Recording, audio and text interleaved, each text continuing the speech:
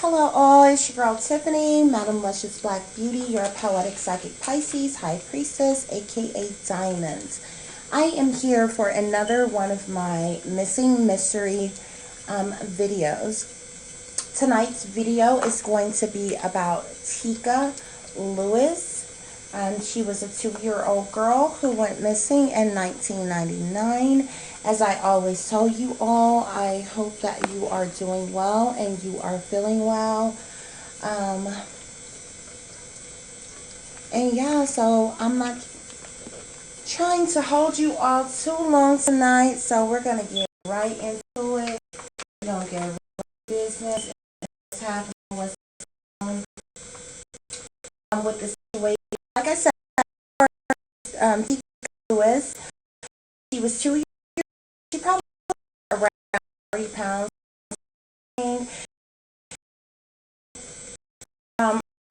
She's female. Seen actually from an alley, Tacoma 9. Went missing with a shirt with situation. She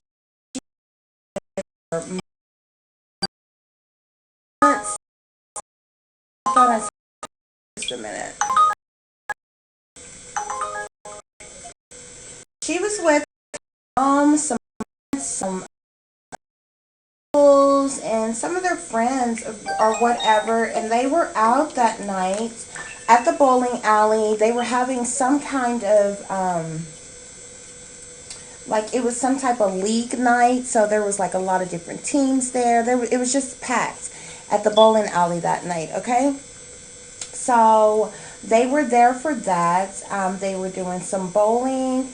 Of course, right off the bat, I'm like, why would anybody take a 2-year-old to the bowling alley on such a busy night? So, my red flags are going off. My intuition is flying. I'm already seeing different things, different visuals around this situation.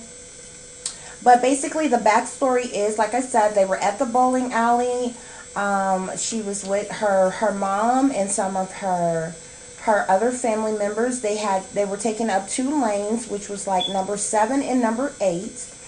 The name of this bowling alley was Frontier Lanes Bowling Alley. Okay, and like I said, it was in Tacoma, Washington.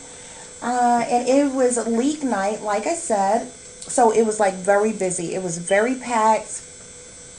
And, everybody was just doing their thing, having a good time, and bowling or whatever, okay? The father, however, was supposedly like out of town or elsewhere. I guess like on business or for work or what have you. So she was solely there with her mother, although they were there with other friends and family members as well. Now, on that day, the mother claimed to be watching Teekah or Teekah. I apologize about that. Teekah. The mother claimed to be watching Teekah. She was at an arcade section in the bowling alley that was somewhere kind of close to the side exit door. And she was like standing by this arcade. Okay, so this was like red flag number 2 for me. I'm like, she's only 2 years old. She cannot reach the arcade to play the game. So why do you have your daughter behind you in an arcade section, just letting her diddly doo dah? You know what I'm saying? And it's like such a packed night in the bowling alley. That's just me. That's my like mommy mind. So whatever. But the mother claims that this is what happened. So she claimed that she was keeping an eye on her daughter, and her daughter was in this arcade section, and she was standing by the game. She claimed that she turned around only for 1 second. Okay, I'm not sure how long you think a second is, but a second would literally be like half a glimpse. Like you turn your head, you turn right back. So I believe it was actually longer than a second. It probably was for at least 3 to 5 minutes or something like that, before she turned back around, which, I mean, when you're in real time, don't seem like very long. 3 minutes, 5 minutes can go by like, really quick. However, she claimed that she had only turned around for a second, to watch the uncle, go up for his turn to bowl. And she turned right back around. And when she turned around, Teekah was gone. Like, that's literally all of the story, okay? So, I, like, totally dug into this case. This happened in 1999. I wanted to know what happened to this baby. Like, there was a lot of red flags for me that didn't really seem right. So, off top, now I'm going to tell you about my vision. So when I was listening to what went on that day and everything that was taking place, like I said, red flag number one, I'm like, this is a busy night. This is not a normal night at the bowling alley where it's probably not that busy, where they have multiple lanes open and different things like that. It's not as congested. It's not as packed. You don't have people coming and going because, this day and time, bowling alleys have bar sections. They have the snack concession sections. You have all the areas with the lanes in them where people actually bowling. You have the areas where all the balls are. You have the areas where you go and get, your bowling shoes. You have your bathrooms. You have your arcade section. You have a lot of different areas in a bowling alley. So, on such a busy night, I'm not saying it's not okay for you to take your little kid with you to go bowling, but on a busy night such as that, when it's so congested, and even if you did, this child should have been sitting like right in your lap, right next to you with a close eye on them. So that was like red flag number one. Then supposedly she was positioned like behind her, where she would have had to turn her body at least sideways or all the way around to even see her in this arcade section. Why the child was in the arcade section, I'm not really sure, considering the fact she wasn't tall enough to play any of the games because she was only 2 years old. Okay, so that was red flag number two for me. From there, I literally see her by this arcade section. I see this tall, kind of lanky, skinny man. He looks like he has on like, I don't know, like a jeans, some type of jeans, but he has on pants, and some type of casual looking shirt. He looks, I thought he was Caucasian. He looks either white to me or he looks very light to me. And I actually see him standing right by the arcade game or the arcade section where Teekah was at. So the next vision that I had when talking about this, because it was brought up that there was an exit, a side exit door in the bowling alley, kind of close to the arcade section where the little girl was. And I said, if this woman actually only turned around for a second, it would not have been time enough for him to grab that child. He would have still been basically like mid-floor with the child.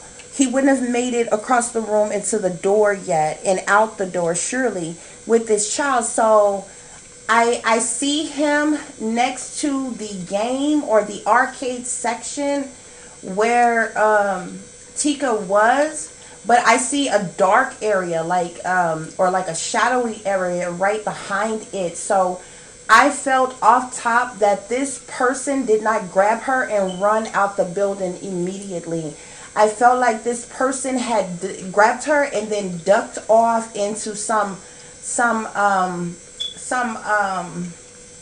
what do you call it, blind spot. You know what I'm saying? Like if your arcade game is facing you this way, you wouldn't be able to see on the side of the arcade game this way. You would be able to see on the front side of it, and you would be able to see on the inside of it, but you wouldn't be able to see on the other side of it or on the back of it. You know what I'm saying? And who knows what else was around there. Like the bathrooms could have been closed. Other, areas could have been closed for somebody to just grab her real quick and slide back into a room or something with her. All of a sudden, she's vanished. She's gone. Okay? So I'm like, I told myself, I'm like, he had to have ducked off in a room somewhere with her. And I was thinking, I was like, to get her out of there, considering the fact the mother said that she had just turned around for a second, this means that she would have turned right back around and realized that she wasn't there. So I'm like, if this was a person that was either a customer that was a bowler, maybe he had a bowling bag, where people put their bowling balls in, or some kind of duffel bag where they carried the shoes and the bowling balls and this and that. Or the other, I said maybe he put her little body into something and just walked out casually or whatever.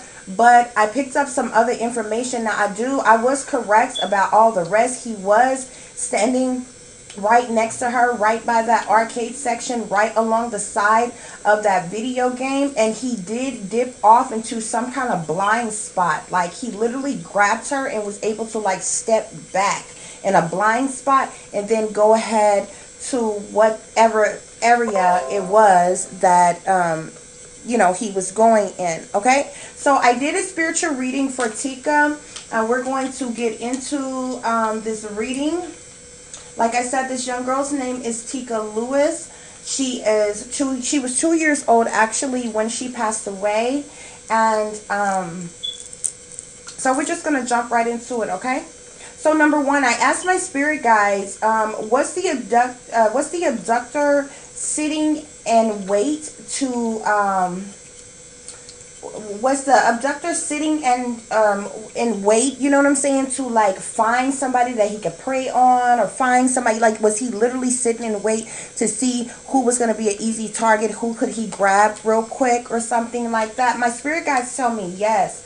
I asked my spirit guides, was the abductor standing next to the arcade section where Teekah was? And my spirit guides also tell me yes. So indeed, he was just kind of cruising the place. Like, he wasn't there. I knew off top he was not there to bowl. He was literally on the prowl. This is like a predator, waiting for his chance to grab somebody. If it had not have been Teekah, it would have been somebody else of chance that night, maybe. And he also was standing next to this arcade game. Specifically, I see him standing next to the game where she was, and just lounging around. But I'm going to tell you why he didn't seem suspicious in just a minute. I asked my spirit guides, what was the abductor's race? Like I told you he was like of a light skin. I seen him as light. I seen him as a white man. I thought white men at first, which I actually was right about that, but I'm going to tell you about that later. But however, the original abductor who was standing next to the arcade game, who actually grabbed her and stepped off into that blind spot, he was actually a light-skinned black man. This was. My spirit guides also tell me that the abductor, like I said, he stepped into a blind spot. So like, you were able to literally either walk to the other side of this big arcade game and you couldn't see, or either right in behind it, or there was either some other areas like right there that he was just able to slide her away real quick and step into that blind spot. So my spirit guides are telling me that yes, that's in fact what happened. He slid in, he stepped into this blind spot. He slid in behind the arcade area, kind of like where a restroom area is, and like other rooms that was like next to the arcade area. And this is when he grabs her. This is when he slid off into this blind spot area where nobody could see him. And then he slid off into another room. My spirit guides also tell me that the abductor, he excuse me, y'all, I'm sorry, I'm looking at this. I asked my spirit guides, did the abductor hide did he hide Teekah in the bowling alley somewhere, or did he hide Teekah in a bowling bag or something before leaving out with her? My spirit guides tell me no. So when he grabs her, when he slid into this blind spot or in behind the arcade section, like I said, there's like restrooms or like some other rooms or something that he was able to slide into, but he didn't put her into anything immediately and then walk out with her. He was actually with her for a minute, for a little while inside the bowling alley, and I'm going to tell you why. So I asked my spirit guides, did the abductor hurt Teekah in any kind of way when he stopped in behind this blind spot with her? My spirit guides tell me yes. I asked my spirit guides, like, where was this area exactly that he took her? Because even with him stepping into a blind spot, he was still in an open public area, so anybody could have still walked by or anything. So he slid back into this blind area, and then he dipped off into like this other room, this other area or whatever. So my spirit guides are telling me that the abductor, he did hurt Teekah and while in that blind spot, but he went on to take her to the another area. I asked my spirit guides, did the abductor rape or molest Teekah inside of the bowling alley? My spirit guides tell me yes. He actually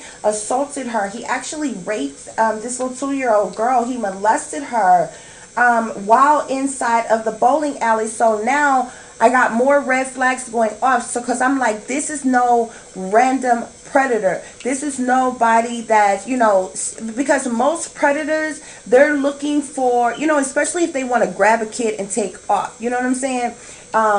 They need it. You know, they're sneaky with it. They want to be quiet with it, because their whole objective is to like grab them and get away and go as fast as possible. This person grabbed her, slid into a blind spot that he knew was there, slid off into another area, took his time to molest her, to rape her, and like took his time. So this let me know off top that this was somebody who was an employee in the bowling alley. So I asked my spirit guides, I said, was this an employee that worked at the bowling alley? My spirit guides tell me yes. Because, of course, an employee would know, you know, the ins and outs of different areas, what doors to go in here and what, you know, areas for there or whatever. So my spirit guides tell me that, yes, indeed, this was an employee that who was involved in this. I asked, and my spirit guides also told me the other room that he took her in, like once he slid in that blind spot, that he went into an office. This was an office that he had access to. This was an office that he had keys to, which off top let me know only people that got keys to a building when you working somewhere are managers. Okay, so my spirit guide told me that this was not the manager, but this was the assistant manager. Okay, so this was not the general manager of the bowling alley, but this was the assistant manager. My spirit guides tell me that he has access to, you know, all areas, or he has keys to offices and things, and this is where he took little Teekah. He took her into this office. He molested her. He assaulted her. Sorry, y'all. He molested her. He assaulted her however long he wanted to in this office. So then I asked my spirit guide, I asked my spirit guides, did he kill Teekah while he was assaulting her in the office? My spirit guides tell me no. He did molest her while they were in that office. But he did not kill her at that time. I asked my spirit guides, did he leave with Teekah out of the bowling alley? My spirit guides tell me no. This assistant manager, the one who originally grabbed her, took her into that shadowy area and dipped off with her into that office, he did molest her. He did grab her. He did molest her, but he did not ever leave the bowling alley with her.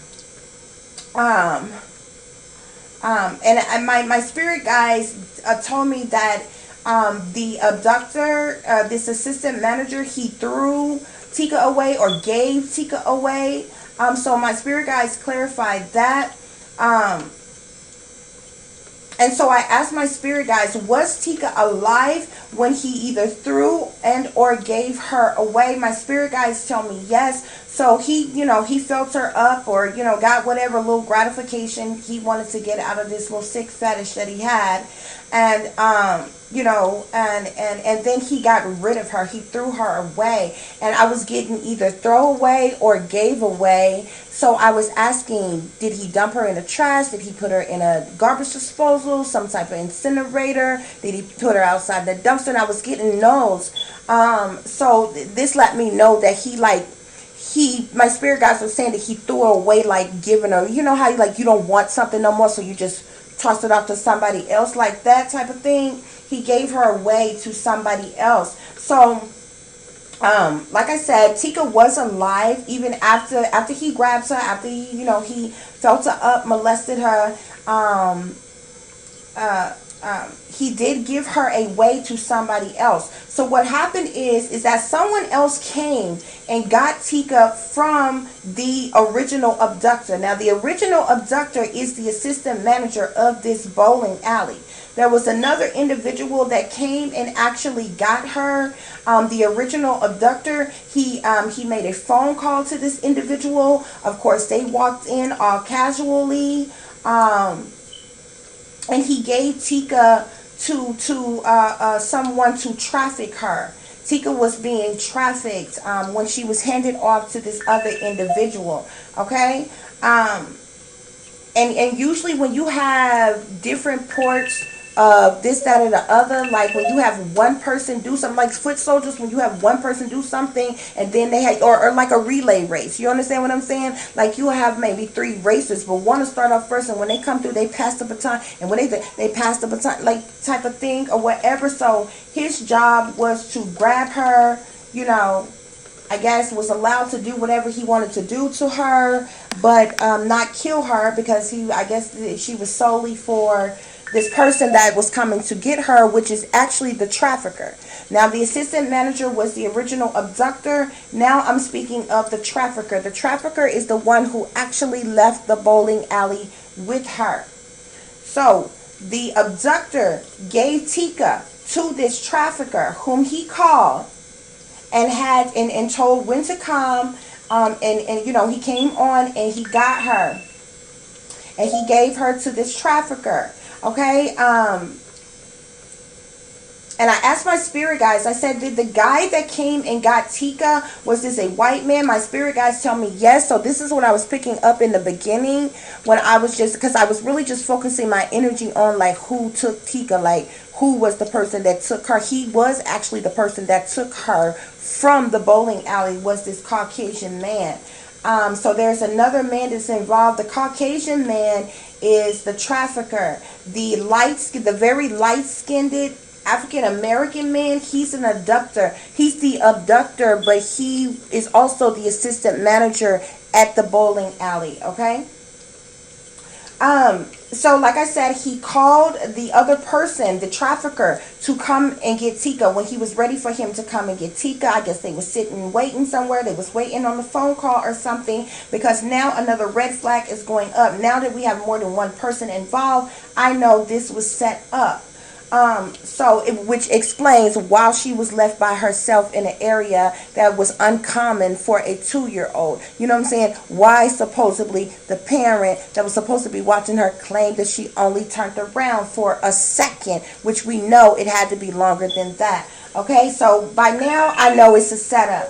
So the guy, he came in the bowling alley. I asked my spirit guides, did this guy, because I wanted to know, that the abductor, the assistant manager of the bowling alley, like, did he hide Teekah out somewhere, considering the fact she was still alive after he, had his way with her? So I figured, maybe this other guy, the trafficker, came, like, when the bowling alley was closed and nobody was there, and he just, like, the abductor hid Teekah out somewhere. No, my spirit guides are telling me that the trafficker actually came right away. He came,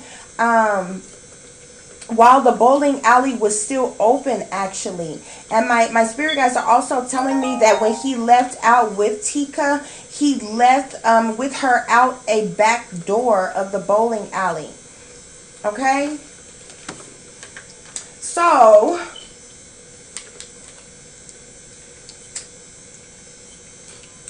I asked my spirit guide about the trafficker, the vehicle that the trafficker was in. My spirit guides tell me that the trafficker was in a truck. This is specifically a truck. It's not a car. It's not an SUV. It's actually a truck. Okay? It's actually a truck. My spirit guides also tell me that the color of that truck is red. The color of the truck is red. And then I asked my spirit guides about the license plate number. So my spirit guides tell me that the first number on the license plate is 2. Then I got L, 1, 3, 5, and E as in elephant. So most license plates only have like either 6 numbers or 6 letters on them. My spirit, I clarified that multiple times because that was like pretty direct, and I went through each one and asked, was it a letter, was it a number, which one, to make sure that I got. But that was what I got. Most definitely the very first number of the license plate was a 2. This was a red truck. I didn't ask about the make and the model, but I do know that it was a truck. I do know that it was red. I do know that the license plate begins with 2. It ends with E. And I told you the rest in there. I did ask my spirit guides about the condition of Teekah Lewis. My spirit guides tell me that Teekah is no longer alive at this point. They are telling me that she has deceased. She has passed away. She has gone up to glory. Rest her soul. But my spirit guides also tell me that Teekah was only alive for 1 day after being abducted. Like once she was taken from the bowling alley, she was only alive 1 day. Anybody that is squeamish or anything, you may not want to listen at this point because it gets pretty graphic, okay? This kind of threw me for a loop too.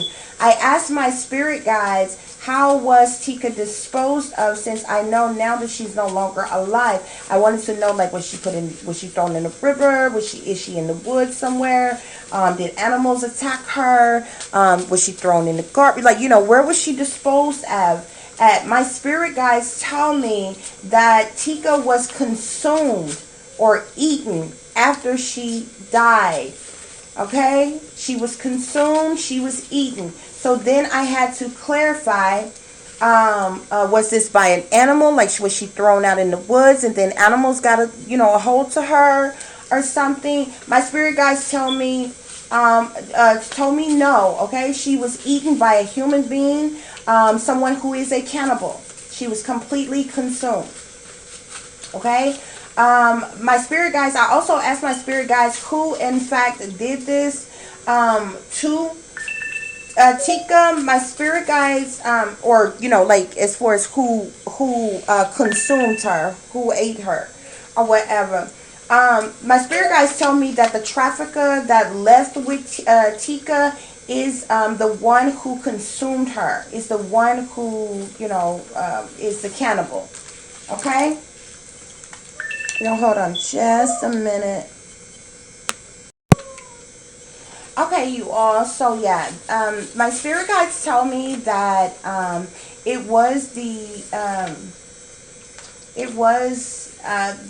trafficker. Okay, not the abductor, but the trafficker, the one who actually left the bowling alley with her, that consumed Teekah.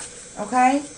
I asked my spirit guides, I always have to ask this because in these situations when there are a lot of suspect things that are going on and it is a lot of red flags for me, I always ask. It is not to be disrespectful, it's to give further and accurate clarification, okay?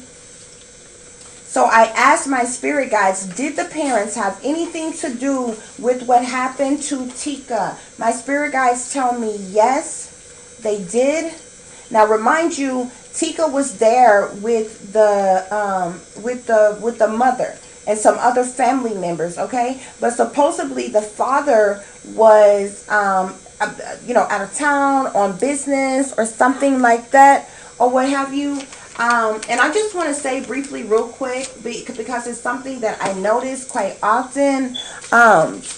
More often than not, when people who have sellouts in their families, and their families, no matter what type of business that they're into or whatever, when they mixed and mingled with these satanic powers that be, and they are sellouts, and a sacrifice is due for them, it more often than not, there is a parent, there is a guardian, whoever is sacrificing that person is always conveniently out of town, or at a long distance away somewhere, so nobody can say, oh, that person had, they do that on purpose, you know what I'm saying? So they'll be somewhere, where nobody can say, oh, they had something to do with it, they're involved. But more often than not, they're the very reason for the sacrifice being done, which was my next question I asked. Was Teekah Lewis a sacrifice? My spirit guides tell me yes, because once I find out that the parents had some involvement as to what's going on, like they may not have been directly involved with killing the person, of course not, you know what I'm saying, but I find out information where I can link other connections to them. So first, my spirit guides told me that the parents did have something to do with what happened to Teekah. Then my spirit guides told me that Teekah Lewis was in fact a sacrifice, and my spirit guides tell me that the parents were paid for sacrificing their daughter, and they got $10,000. They were given $10,000 to for Teekah to be sex trafficked, to be human trafficked. Okay. Also, my spirit guides tell me that, of course, anytime you have somebody that's a sellout, family members, parents, whatever, that are sold out to these satanic powers that be, and there's money involved, and parents are involved, and it's a sacrifice, and this, that, and the other, you can always link it, like the satanic powers that be, like that thing, that those things don't go on without their knowledge, you understand me, or without their participation in it at some point. So my spirit guides are telling me that that in fact the satanic powers that be, they were behind what happened to Teekah, and also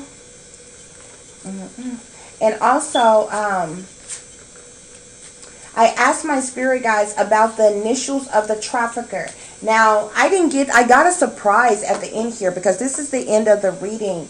I asked for the initials of the trafficker, which is the one individual who actually went into the bowling alley, got Teekah from the abductor assistant manager, and took her out the back door and put him in his red truck, right? So when I asked my spirit guides about the trafficker's initials, I got A and I got N. A for a first initial, N for a last initial.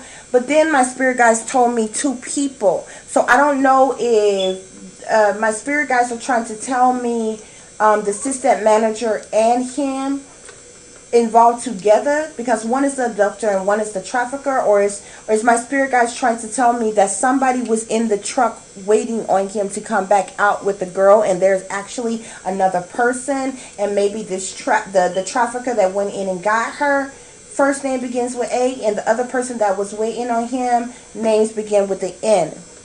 But I specifically asked for the trafficker's initials. But then my spirit guides, like I said, told me two people. Okay? So I got some angel messages, spirit messages that came out. We have satanic sellouts. We have sacrifice, secret society, occult. Again, we have secret society, Illuminati, Freemason, dark energy. We have human trafficking. So So all of these cards like clearly clarified. I have, you can't trust anybody here, okay? Watch your back, deception, wicked, evil. I have rape. She was obviously raped.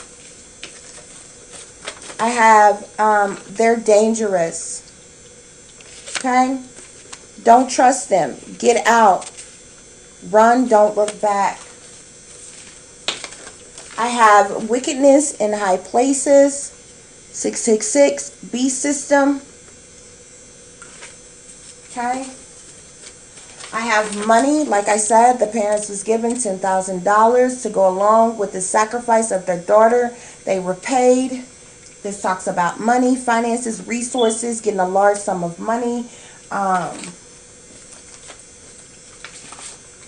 I have demonic possession here, wicked, evil, demons, dark energy.